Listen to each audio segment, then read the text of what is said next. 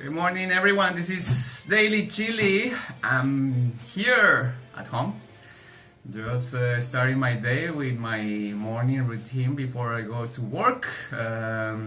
Just to give you an update, these days, this week actually was a very tough week. I was working in a project for a new brand, and at the same time I have something at the last minute, another things to do at the last minute, so I have to change my priorities.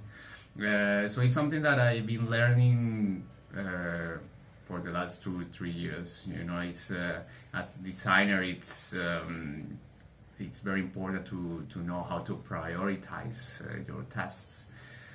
So yeah, I think that's the reflection for today and this week. Learn how to prioritize your things. So basically, what I'm doing every day, it's just to write 3 things in a piece of paper like this. So very minimalistic. So only 3 things like essential for you during the day. And I'll try to finish that before lunchtime.